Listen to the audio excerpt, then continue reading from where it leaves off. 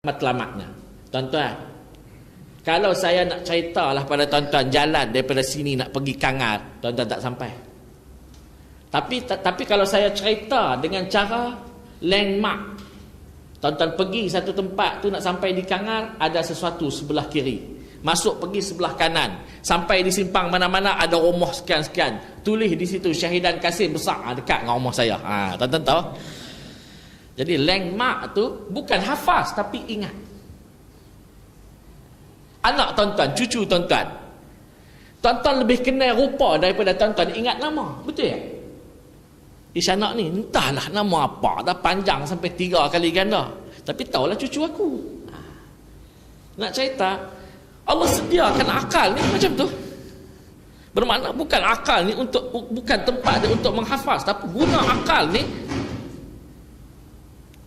semuanya mesti digunakan untuk menelek, melihat, menilai kerja yang Allah Subhanahu Wa Taala buat di hadapan mata kita.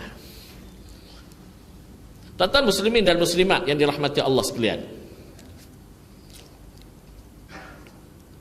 ada sepotong ayat Al-Quran surah Al-A'raf ayat 185 yang berbunyi, awalam yanzuru fi malakutis samawati wal ard wa ma khalaqallahu min syai'in wa an asa ay yakuna qad iqtaraba ajaluhum.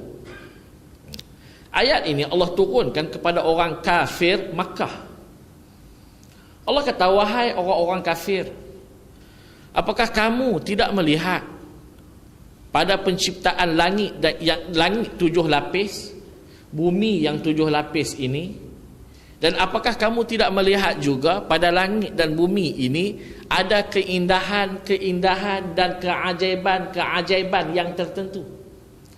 Atau apakah kamu dekat dengan ajal barulah kamu kenal kepada aku? Ini Allah kata. Sekali lagi saya ulang. Apakah orang-orang kafir, kamu ni wahai orang kafir, tidak melihat terhadap penciptaan langit yang 7 lapis, bumi yang 7 lapis, dan kamu juga tidak melihatkah kepada langit dan bumi yang 7 lapis tadi ini ada benda yang indah-indah, ada benda yang ajaib-ajaib berlaku di atasnya? Apakah kamu ingin menunggu ajal yang dekat barulah kamu kenal kepada Allah? Ayat ini Allah turun pada orang kafir. Allah turun pada orang kafir. Tapi kalau kita tengok zahirnya memang kepada orang kafir. Tapi kalau kita tengok 2 kali ayat ni, agak-agak tuan-tuan, orang kafir dengarkah ayat yang Allah turunkan kepada mereka? Orang kafir dengarkah tuan-tuan ayat yang Allah turun pada mereka? Bukan setakat orang kafir tak dengar, orang kafir tak baca pun ayat ni. Daripada zaman Rasulullah, sekarang ni baru ada orang kafir yang mula dah baca Quran. Sekarang ni adalah orang kafir baca Al-Quran. Zaman dulu orang kafir tak pernah baca Al-Quran. Tiba zaman sekarang ni bermakna berapa ratus tahun, 1000 tahun dah dunia ini dicipta baru ada orang kafir baca Quran. Bermakna orang kafir tak pernah baca Quran.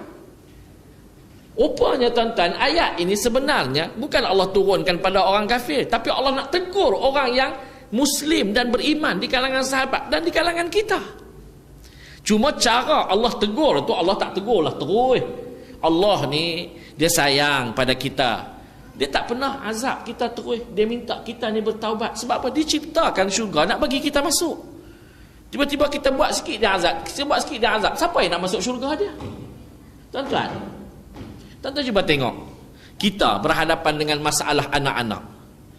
Kita nak tegur anak kita yang sulung, nak tegur lebih, nanti dia lari daripada rumah, kita nak kata apa?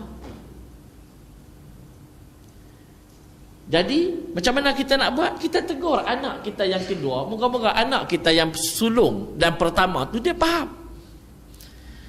Tuan-tuan ada isteri, tuan-tuan nak tegur isteri tuan-tuan, jangan main silap tegur dia lari.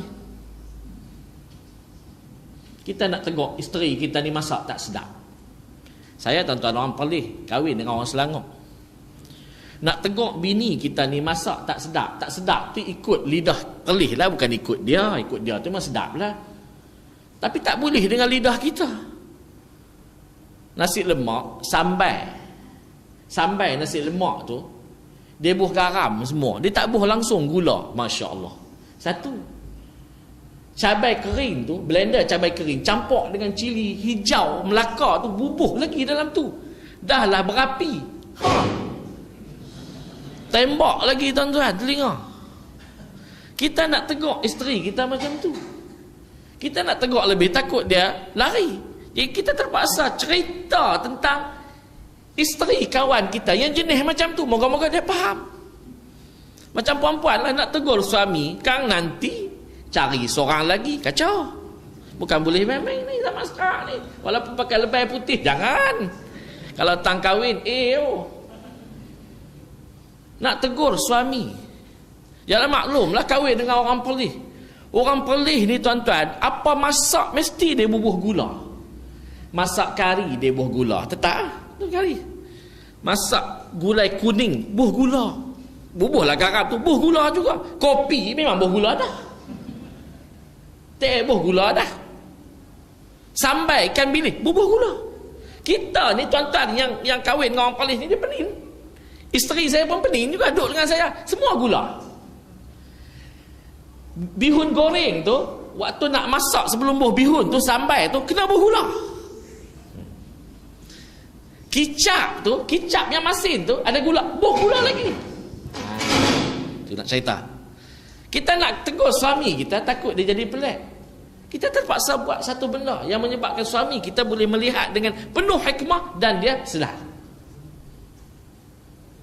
Bayang tuan-tuan, hikmah tak? Hikmah. Tuan-tuan ada bendahari surau.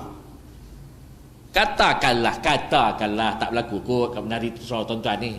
Bendahari surau ni biasanya kedekut. Contoh. Kita nak tegak kata hang ni kedekut. Kan sekali dia bawa sungguh duit tu buat pelari, kacau. Jadi tuan-tuan terpaksa lipat dalam mesyuarat tu, lipat setiausaha. Lipat setiausaha tu kira tak apalah, setiausaha tu kawan kita. Moga-moga bendahari ni faham. Begitu juga dengan Allah Subhanahu wa taala. Allah nak tegur sahabat di waktu itu. Allah nak tegur kita sebagai orang-orang yang beriman ni. Nak tegur terus kot kita terasa, kita terus tinggal Allah macam kita lah. Minta doa pada Allah, tak pernah senang-senang lah sekali tak berdoa langsung. Senang, aku tak payah berdoa. Allah tak bagi apa pun pada aku. Allah takut kita ni merajuk dengan dia. Akhirnya yang menjadi sasarannya orang kafir. Sedangkan saya beritahu tadi awal-awal, mana ada orang kafir baca Quran? Mana ada orang kafir dengar isi Quran? Tak ada, tuan-tuan. Kita orang Islam yang ada sekarang pun tak pernah dengar isi Quran. Kalau dia dengar isi Quran, tak berlakulah pendedahan aurat. Tak berlakulah orang akan melakukan maksiat setiap masa dan setiap hari. Tuan-tuan muslimin dan muslimat yang dirahmati Allah sekalian. Dalam ayat ni Allah kata, apakah kita ni tak melihat Allah ciptakan alam ni, langit 7 lapis, bumi 7 lapis, di atasnya terdapat benda yang indah dan cantik dan yang ajaib. Ajaib ni bumi bulat, tergantung, tak ada tali yang gantung dia. Ajaib. Ajaib. Dulu keluar pokok apa atas di Kedah tu, daun dia tu keluar jadi muka orang. Ajaib. Banyak benda-benda ajaib yang berlaku di atas dunia. Banyak benda-benda indah yang berlaku di atas dunia. Apakah kita tidak melihat yang tu Tuhan buat? Apakah manusia yang buat? Manusia tak mampu untuk buat. Apa benda yang manusia boleh buat kekal macam Allah buat? Allah buat pokok, tak pernah rosak pokok. Jahanam pokok ni tumbuh pokok lain, tak payah nak dijaga. Kita buat stadium setahun pun reban. Tuan-tuan buat surau ni, berapa tahun sekali kena cat? Kena cat. Allah buat alam ni tak payah cat, siap ada. Siap. Allah kata hijau-hijau, Allah pernah kata lagi biru. Allah kata alam ni biru, letih kita. Sebab tu Allah kata alam ni hijau-hijau aja. Tuan-tuan tengok ikan. Ikan ni salah satu daripada ciptaan Allah. Samakun dalam bahasa Arab. Dalam bahasa Inggeris fish. Ikan.